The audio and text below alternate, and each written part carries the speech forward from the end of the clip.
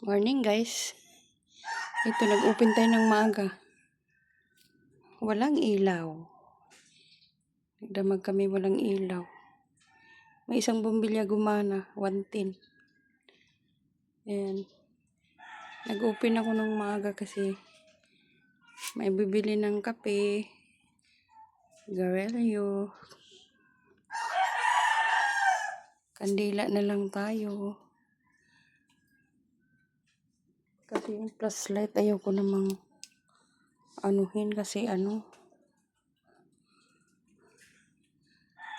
Ayan. Oh. Aga tayo nag-open. Pag may bumili, gagamitin ko yung flashlight. Yan.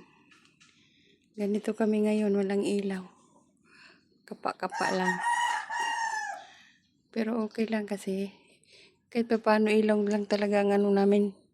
Yung hangin namin dito, di naman gaya sa ibang lugar talaga nga pati yung mga bahay sira. Dito sa amin okay lang. Pero hanggang ngayon malakas pa rin ang hangin.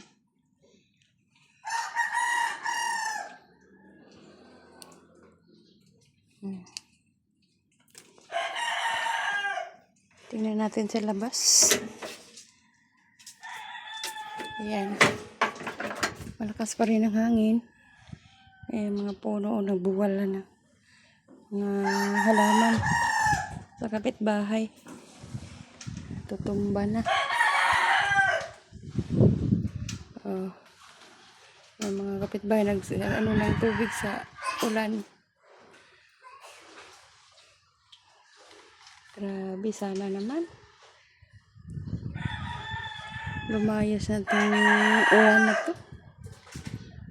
Kawawa naman yung mga lugar na apektado.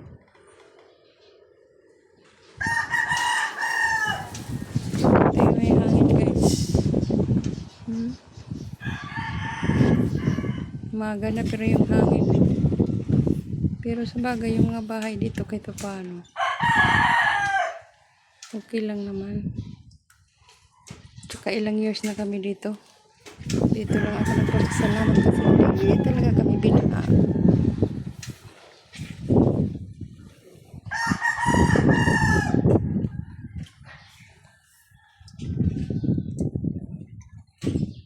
Nagsahod tayo ng ulan kasi pang ano sa CR kaya wala kaming tubig.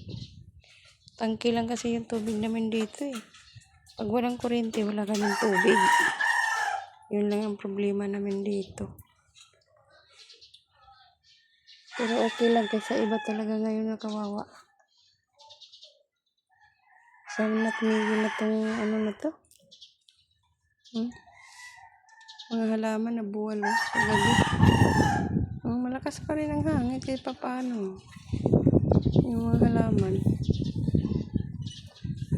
Pero parang okay lang. Kasi di naman gaano.